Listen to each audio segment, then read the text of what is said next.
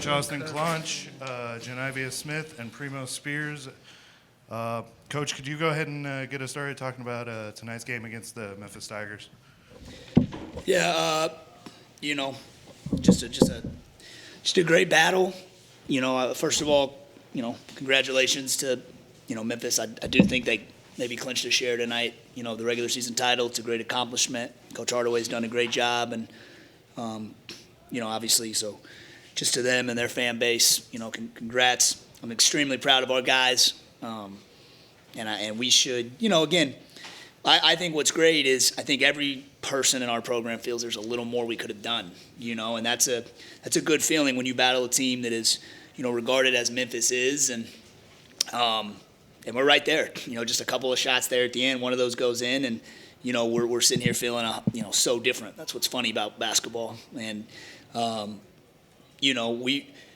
it's one of those things. That this doesn't feel good. It never feels good to lose, but I think these guys understand. What lies ahead, and we're an extremely confident team, and we're starting to play our best ball right when we knew we wanted to. We'll be off tomorrow. We'll rest. We'll have 3 really good days of practice. We'll prep for Charlotte. Similar to Memphis, we haven't seen them yet. Tonight is not exactly how we wanted to finish out in the convo, but I know these guys are ready to, get back out here and get ready for Sunday, and then get to Fort Worth and, make some noise. Questions? Antonio. Coach, down 13 there, early to start the second half, right? Kind of felt like it was teetering a little bit. What was the catalyst, or what was the execution that obviously got you guys back into the game? I just think there was we did a good job not turning it over. We only had 10 for the game against their pressure is really good. There was a couple where they took our ball, just back tips and things like that, 2 in a row. But I actually thought we did a good job often getting it across. We scored some, beating, and then there's other times where I got to be better about helping us get organized and poised to maybe run something. But again, that's something that they do well. And again, it's not like we had crazy turnovers. We only had 10. I thought we equally did some things that really bothered them. The guys really executed well on both sides of the ball. Really, really guarded them at a high level. That's probably one of their lower percentages from 2 on the year. We did a great job limiting, as Danger's he's a load down there, to play one-on-one. And our guys, Joe and Dave battled him one-on-one when we could, and then our guards really scrambled and flew around and really limited their threes. We in a high-level game, there's going to be things that you do well and things that need to be adjusted here and there, and it's what it's supposed to look like for a one-possession game with 4 minutes left, and I got to help our guys find a way to get one more bucket.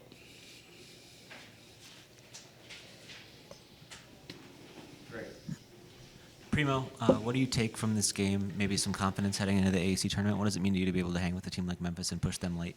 I thought we battled, like Coach said. I know we have some dogs in our locker room, and I think we proved that in the last 2 games, 72 hours, that we could compete with anybody in this conference. So you're just getting back to the drawing board, and hopefully we see them again. Joe, what kind of positives did you see in a game like this? What do you take away from this kind of a performance? I would just say our energy. We just been more connected. Just even from practice, we've been more connected. Everybody just on the same page. Everybody just having the same goal. Just being positive. So it's been playing in our way pretty much. Yeah.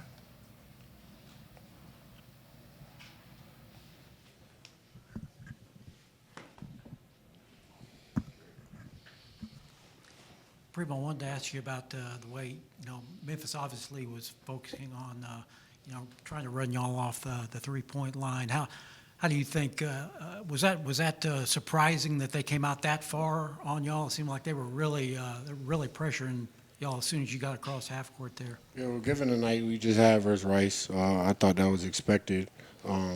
But I think we controlled the pace. Once we got down 13, just controlled the pace and got the shots we wanted at the end of the clock or got fouled, and I thought that played a big part in the second half of that run.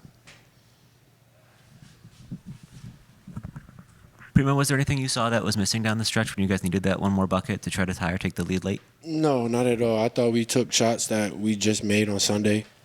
So I thought the shots were fine. Like Coach said, I just one more bucket away. But like I said, I think we'll see it again and those shots will fall. And Joe, they built a pretty significant rebounding advantage overall in this game. What are the challenges of just trying to play with their level of athleticism? Just being more physical. Being a lower, just with me being probably most of the time 40, 50 pounds lesser than the opposing big, just being more physical and being more low to the ground.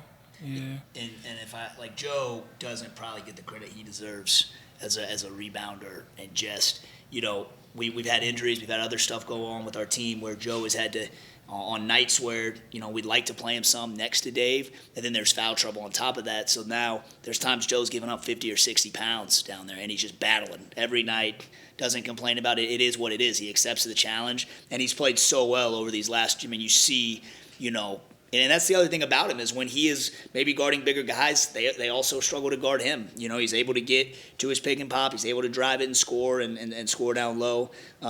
And so, we knew Memphis is a great rebounding team, and we're not exactly the biggest team right now ourselves with everything we've had going on. And that's why countering it with the turnovers is an important stat for us. We were plus 12 in that, and, can't offensive rebound a turnover, right? So it's important, that we're not going to gamble, but we certainly want to find ways to be opportunistic to turn people over. Coach, in 20-plus years that I've been covering UTSA, I think this is probably the highest-ranked opponent, at least in the modern era that came in here. Environment was good. It was a competitive game. Tensions flared a little bit there at the end. Any idea what was exchanged or any reason why the little bit of the melee after the game, as far as what you saw from your angle, Coach? Nah, it was just some confusion with the timeouts, but, I don't think it's really a whole lot of nothing. I think there was a confusion about who called timeout, who still had timeouts. Players are competitive. There was, I thought competitive nature talking going on out there. That's you didn't see anything really from the players after the game. It was, it was a competitive game, man. They're a good team, and we again, we want to beat them, right? Like we have a ton of respect for Memphis and certainly me when Coach Hardaway, just competitive game. I don't think it was anything super deep there to report.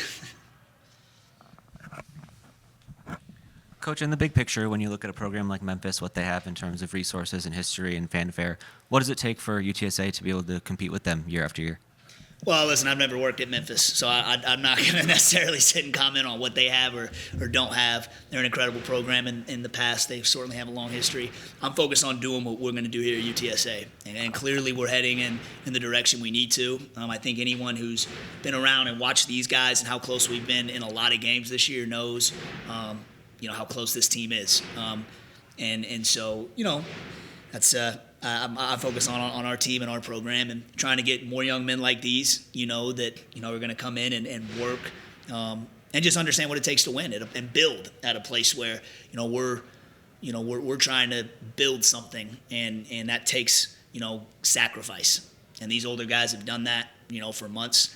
And, I think certainly we all feel that there's a couple more games that should have maybe ended up in our favor. But I think it's clear that we're playing really good basketball. And so we want to continue to do the things that we've been doing. I guess what I was thinking was, is there a way you have to work around having to do more with less from like a facilities, resources, NIL perspective? How do you maximize what you have? Yeah, listen, you find guys who want to, be about basketball, and that's, I was able to build something in Nicholls State with similar, similar obstacles, but every school has obstacles. Memphis has their own obstacles. Nicholls have their own obstacles. We have obstacles here, and for us, first things first, we want to identify people, and we're playing our best basketball. And I think, it's in big part because these guys, Joe mentioned it, just the relationship that has continued to grow and blossom, and we're a first-year team.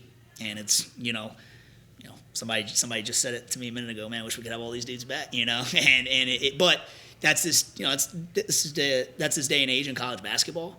And we'll continue to find guys like these guys that want to sacrifice and build and truly prepare for the next level, which is, where these guys are going to be playing here, not too long from now. So, but we're certainly proud of what we've already started doing year one, but we got a lot of work to do. Like we got a game that we plan on, going on the road and beating a good Charlotte team, of course, is the goal.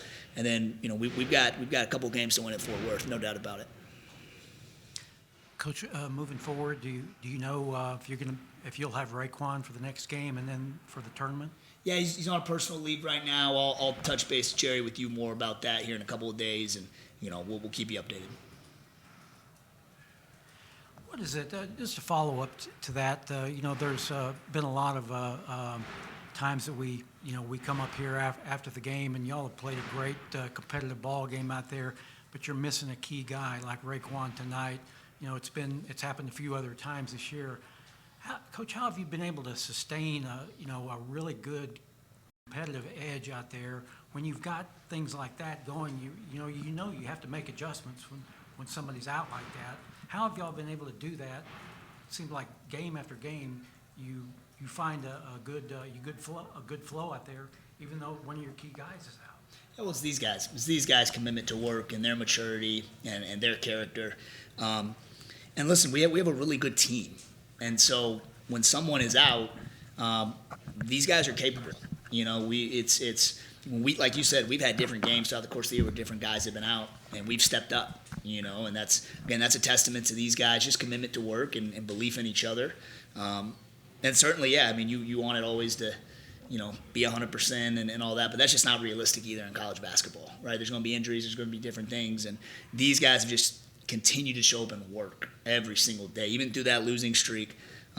These last 2 games, I'm so proud of just, and really all those, even during those losing streaks, it's easy to fold. It's easy to fold when a ball's not bouncing your way or, one thing. And that, to me, is just what is so encouraging about what we're doing at UTSA. Like, we have the right guys. We're recruiting the right type of people because we haven't shown up one time and laid an egg. We have been right in every game. And certainly we're ready to, like I said, got one more in the regular season, and then we've got to lock in and do what it takes to win a couple in Fort Worth. Thank you, guys. Thanks. Yeah.